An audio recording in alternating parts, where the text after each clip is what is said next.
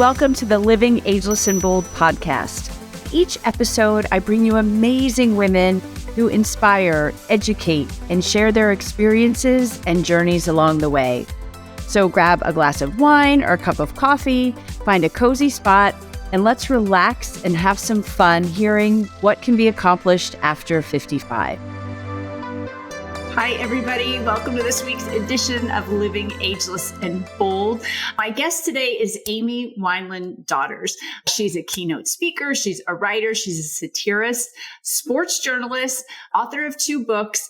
And I have to tell you, I don't ever talk to my guests. Sometimes they reach out, publicists reach out, and then I kind of do my own homework. And I think that's why these interviews are so good, because they're so organic.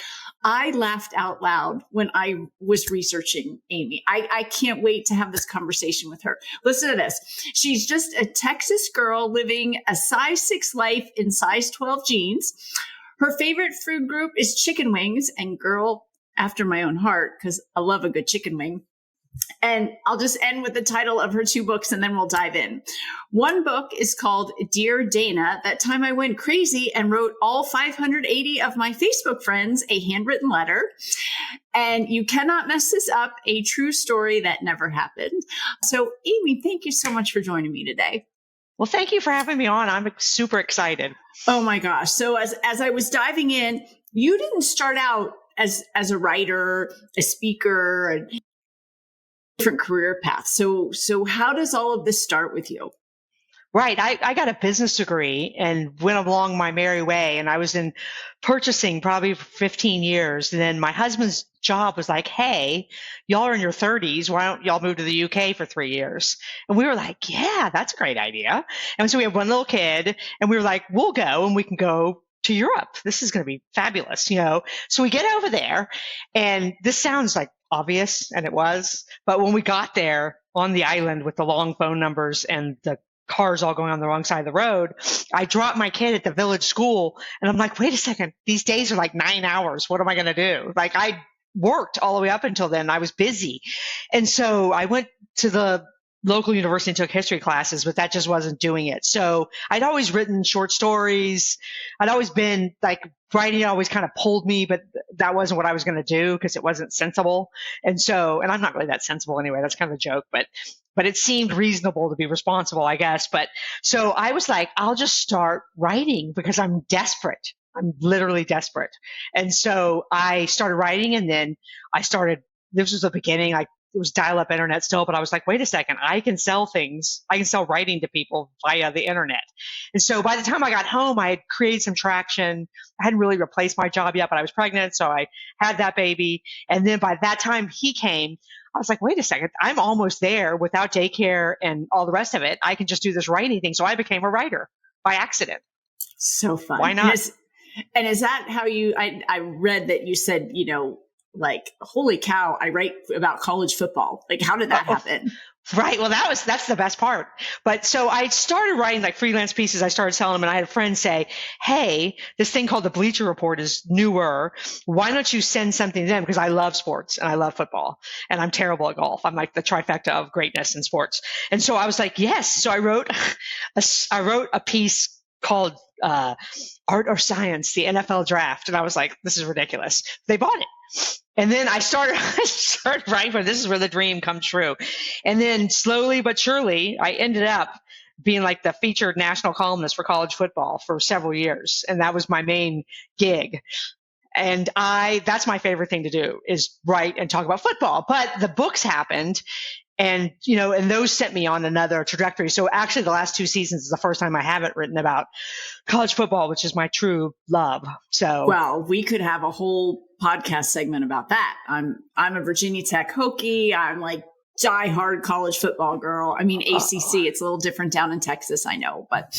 Well, I'm a Texas Tech girl, so we have the tech thing in common. Yeah. And I am serious about it, about Texas Tech. I'm serious about football, but I'm serious about Texas Tech. Let's put it this way. I married a Virginia Tech Hokie, and I birthed 2 Virginia Tech Hokies. So you've done all that life has required of you, Fred. Check. I got all my boxes.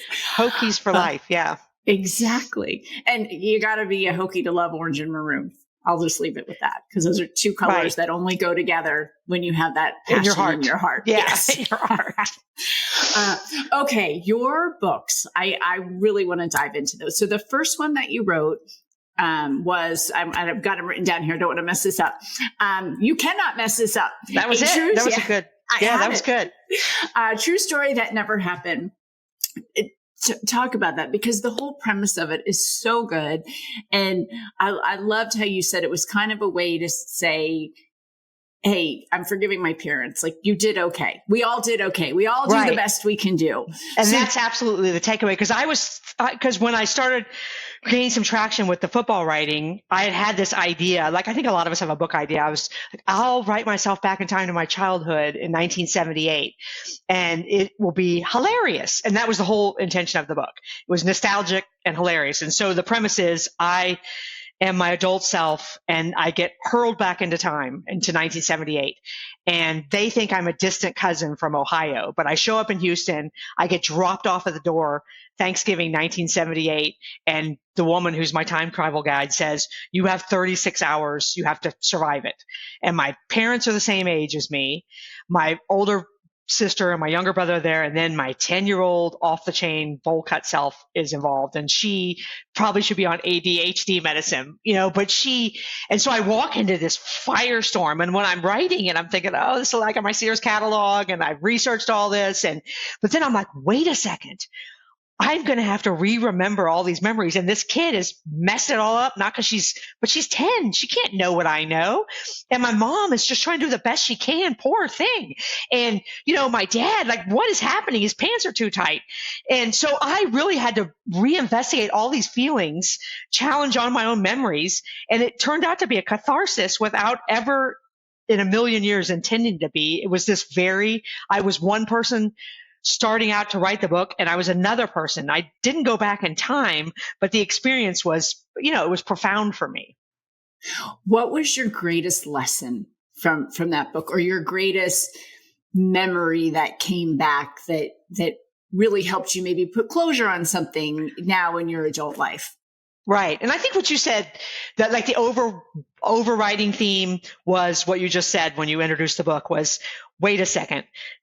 Little Amy was trying to do the best she can. My mother was trying to do the best she could. My father was trying to do the best she could. Even my sister, who has the audacity to be skinnier than me, she was trying to do the best she can. But the thing is letting everyone off the hook. And then I'm a mom right now. I'm doing the best I can. And I'm a wife. I'm doing the best that I can. So that was absolutely, a theme walking away from. And the other thing for me personally is I went in, when I wrote the book, I sat down with like all the, like the movies, the home movies, and I went to like an Ohio, like a resort in Ohio that was 70s, like 2 weekends in a row, like 2 or 3 weekends, not in a row. I had small kids, and I kind of, imagined myself back in time, and I was so uncomfortable with my little self. I was like, oh, Amy, please fit in. For the love of God, we got a lot of years to run here with you. And then by the end of writing the book, I was like, wait a second. I lived some of the best parts of that kid away. Life just kind of, life beat it out of us, and not beat it, but you know what I mean? And so I went from wanting to get away from that kid in the book to wanting to be her by the end. And now I just want to honor her with the rest of my life. And that's such a beautiful thing. It really is. And if you think you're in such an interesting perspective and position, having kids now, and it's really interesting because I'm on TikTok now, and I love TikTok. Like, I just love it. I know people think I'm crazy, but I love it. And there's this whole over 50 community, and we're doing a lot of like nostalgia things. And the thing that is just resonating across the board is the 80s were so great because there was no social media. I mean, right. We had pressures, we had things, don't get me wrong. It was not this perfect idyllic life, but there wasn't that fake life that is all things social media that our kids have to experience, filters, and, oh my gosh, my life is fantastic. And we could actually live our lives. There was no documentation. Mm-hmm. We could do our own thing. So there is a something really cool about that nostalgia of being 10-year-old Amy in 1978. Right. No, absolutely. And we had freedoms that we don't have now. And as much as our mothers, though, did not, I mean, it's kind of a reverse. Yeah. Mom wanted to write and she couldn't because there was no support system for any of that. She would have had to have been the boldest girl in Spring, Texas, if she was going to pull that off. But on the other hand, me and my brother and sister and you and your people, we lived in a different world where far healthier place to grow up, and a freedom to kind of explore who you are without everyone else knowing about it. Right, exactly. And you had your stuff, but it wasn't open to the world. And I was thinking your perspective again, having two boys and now being a mom and right. doing the best you can. And I tell this to I do a lot of mentoring at Virginia Tech.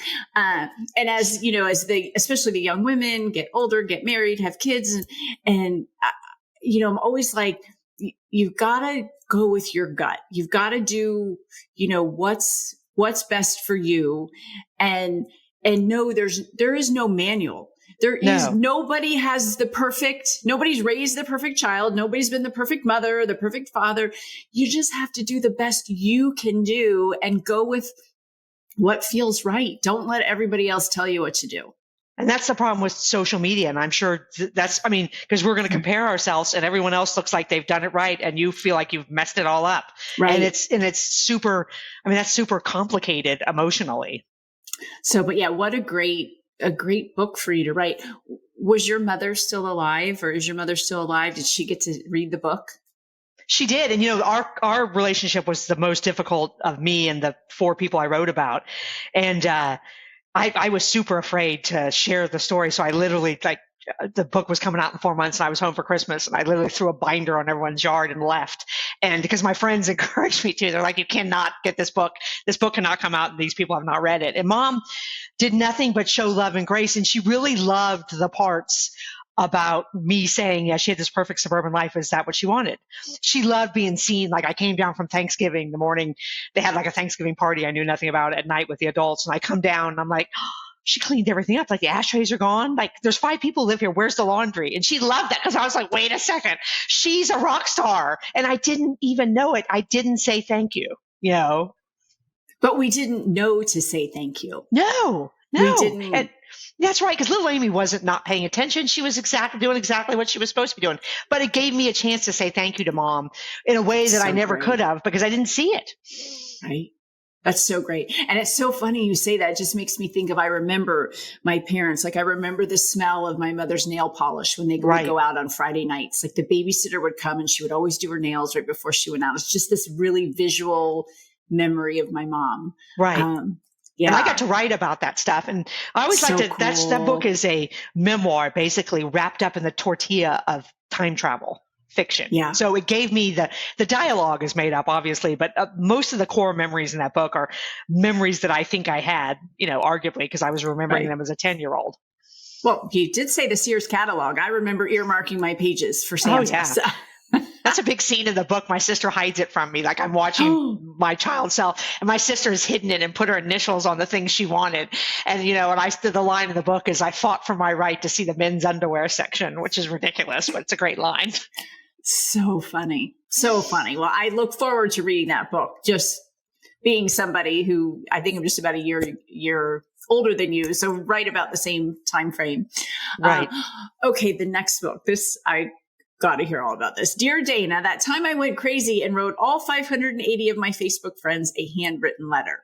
And I have to tell you, this is something my husband would do. Like when I read that to him last night, he goes, oh, I should do that. So well, that's great. Why did you do that? Like what spurned all of this? They're all right there. You're talking to them every day on social media. Right. Well, and I was this is not anything I did intentionally. Again, it's like the other story. It just was magical on its own. But I was minding my own business. I got on Facebook one day and this girl's name from summer camp 30 years ago popped in my head. I was like, oh, I wonder what happened to Dana. Type her in. Oh, Dana, she got keratin. Here she is. And so I friend her. She accepts because, it doesn't really mean anything. We're going to have to do anything. And right away, I see she's overachieved in kids. She's got 5 kids, 4 girls, 1 boy. But the boy's got cancer and he's at St. Jude in Memphis. And so he I don't hit like, I don't hit comment because I feel like that's disingenuous. Like, who am I? She asked for people to pray. So I prayed along but I didn't really do anything. And then when he relapsed and went back to St. Jude for a second time, I sat at my desk and I was writing college football at the time. And it was like a lightning bolt hit me from on my head, from the heavens. And I was like, you know what I'll start doing? I will start sending them handwritten notes to the Ronald McDonald House, and I hadn't written anybody a letter in 30 years. So I wasn't trying to do something that I believed in. And I felt so compelled to do it. I did it. And so for 10 to 12 weeks, I wrote the two of them, thinking about you, praying for you. And I'd never even met the kids, still hadn't talked to her in 30 years. It was a little crazy. I did it anyway.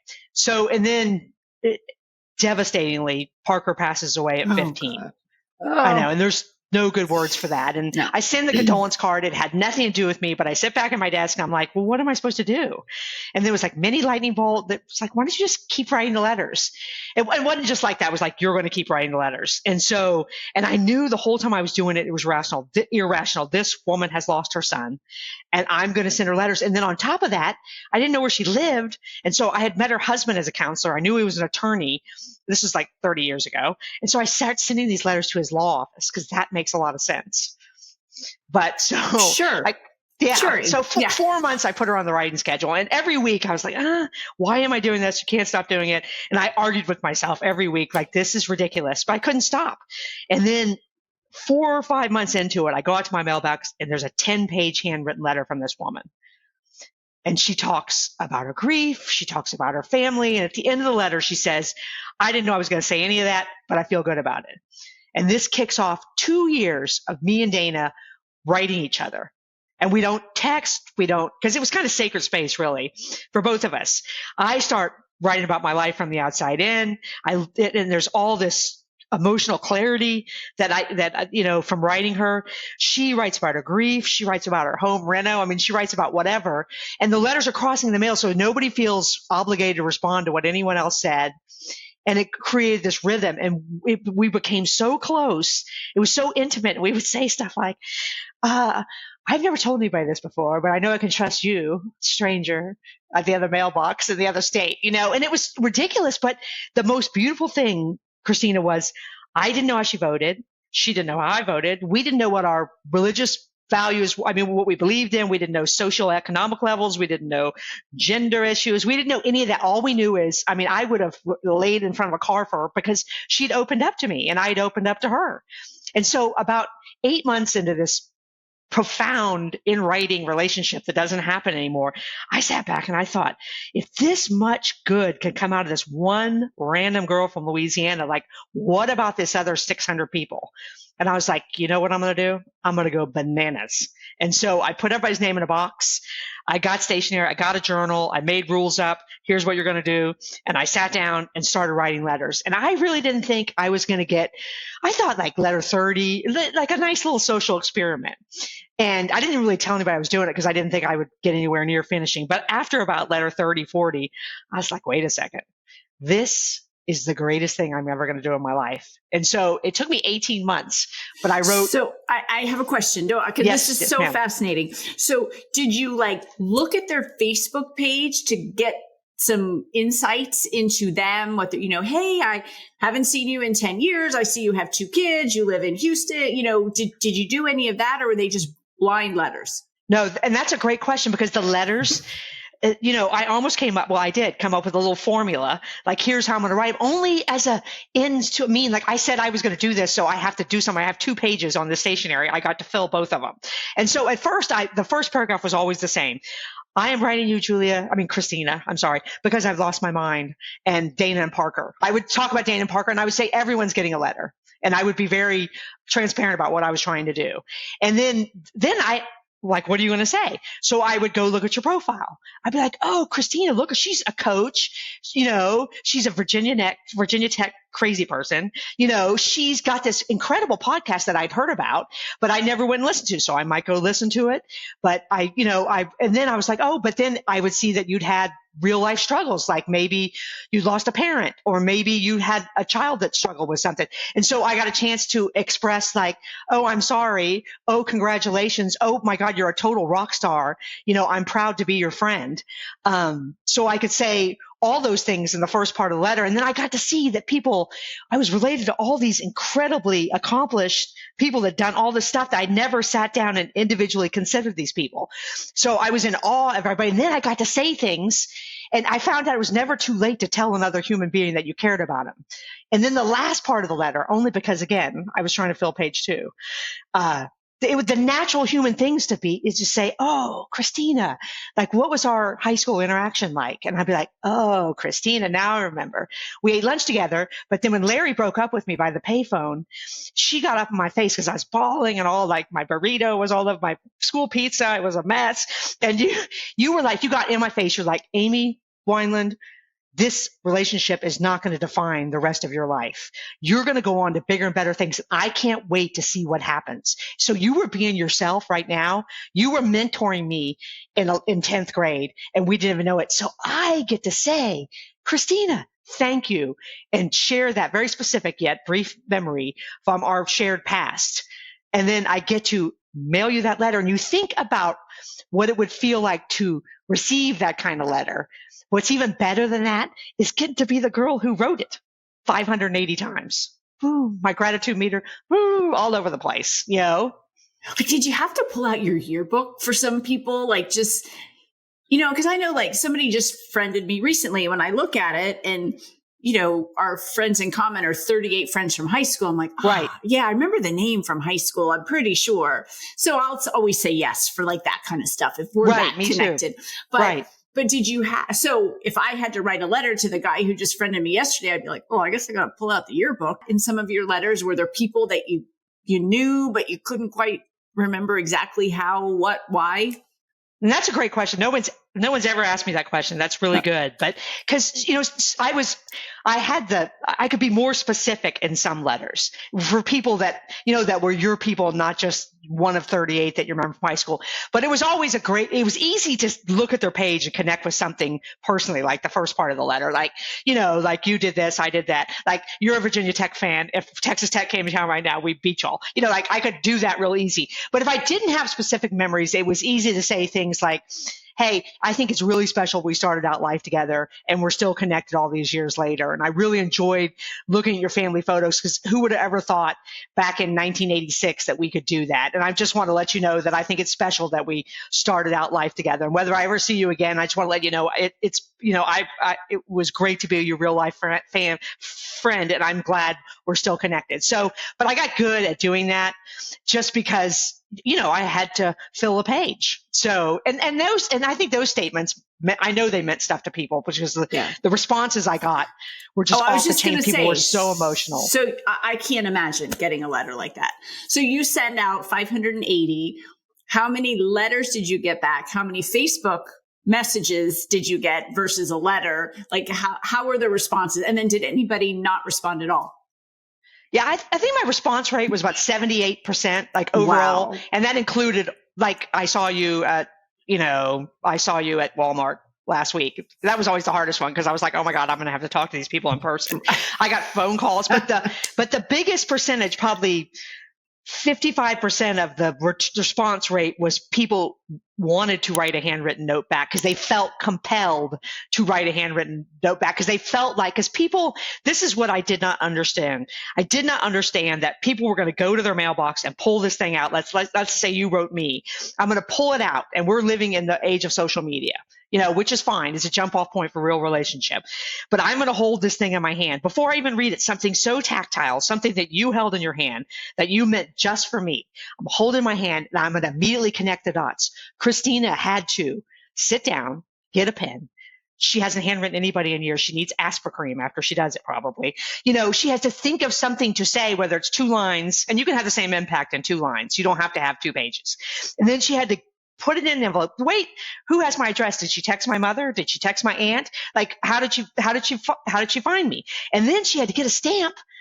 Like, who even has stamps anymore? Then she had to run her minivan across where, you know, and then put it in the blue mailbox. And she did all that for me. And then it's like this, oh my God moment. I know, because I've had people tell me about their experience at the mailbox. They hold that in their hand. They're like, this is how much I matter. I matter individually to another human being. Boom.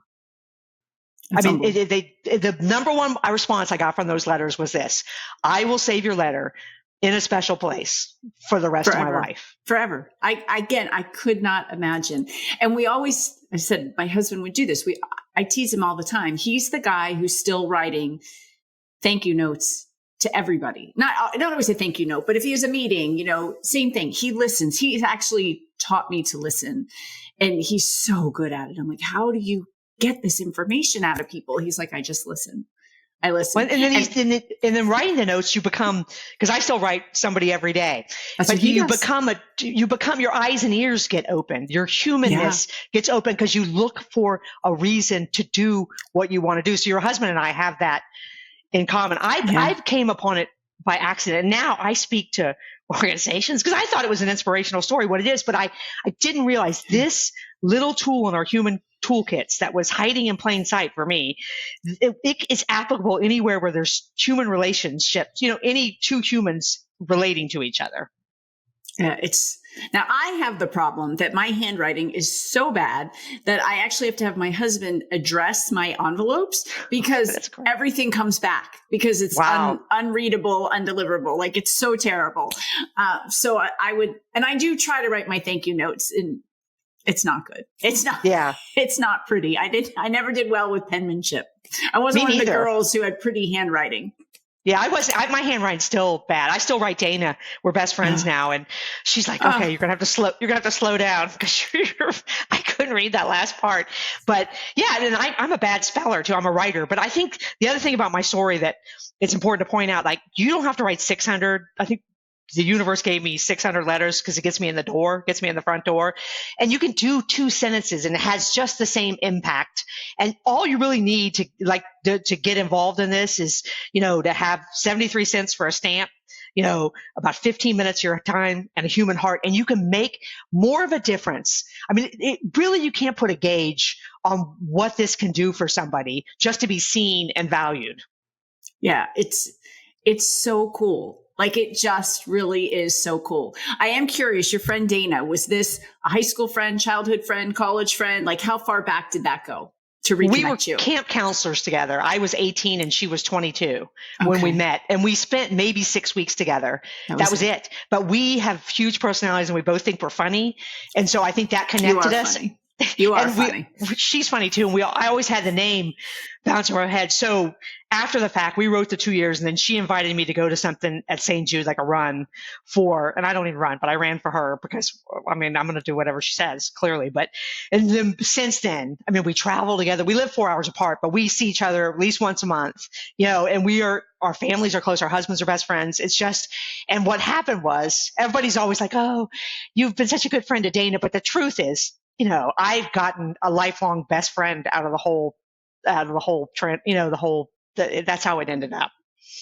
And you have to, I'm at this point now at 58, that there's more to the universe. There's more to life. No matter what you believe in your higher power, you have to believe in that. Like so much has just happened in our personal lives in the last month, but there's a reason that happened. There is a reason that you wrote those letters. There's a reason that you and Dana reconnected. You might have been her lifeline after all of this, just you'll never know, but no. I truly believe that there was a bigger purpose for that.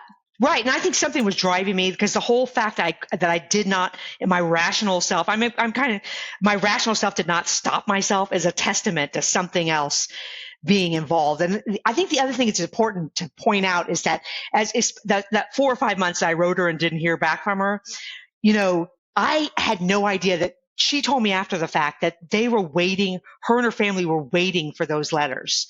So I'm telling myself how ridiculous I am. And it's just a great thing in life that when we, pull out what's inside of us, just believe our own crap just for one step forward, something magical can happen. And I think if we can encourage each other to do that, and because who could have ever known, like if you would have told me that they were waiting for those letters in Louisiana, I would have said, you're nutso. Wow. And how easy would it have been to text? Like you really have me thinking now about writing, like a friend from high school. We were best friends in high school. connected on Facebook, and her husband died in his sleep like a month ago, and sent a couple messages like through social media, and her dad died suddenly when we were in high school. So it's bringing all of this back, but I think I'm going to write her a letter.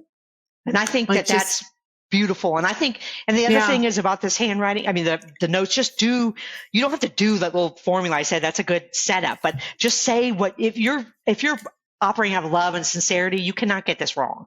Right. Right. As with anything in life, if you're truly authentic and you're doing it from the goodness of your heart, just do it. Right.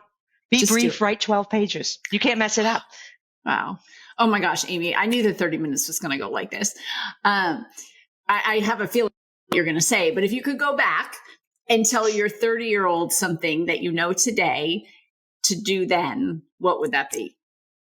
Well, I think it would be kind of what we just said is I'd be like, hey, trust yourself.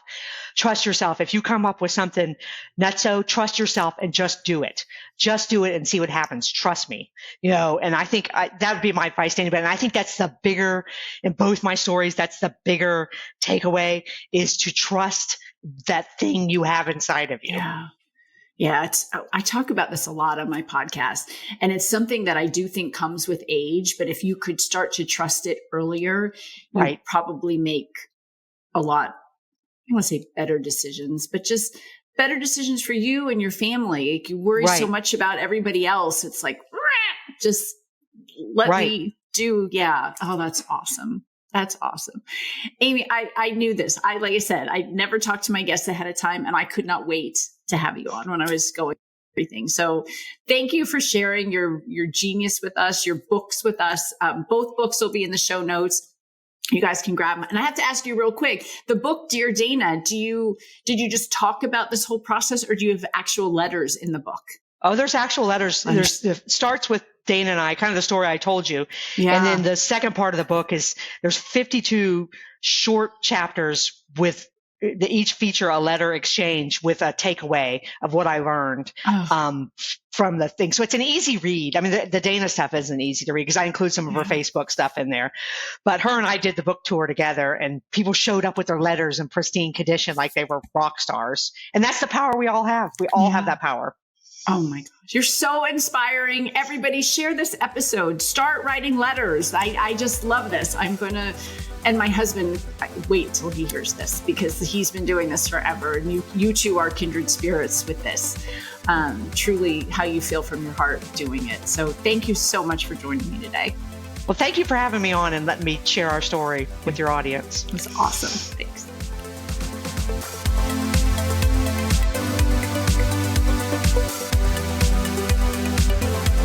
Thank you for listening or for watching this episode of Living Ageless and Bold.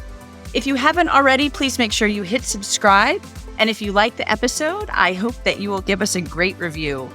You can also head over to livingagelessandbold.com and sign up for information, inspiration, and exclusive opportunities for us, women over 55.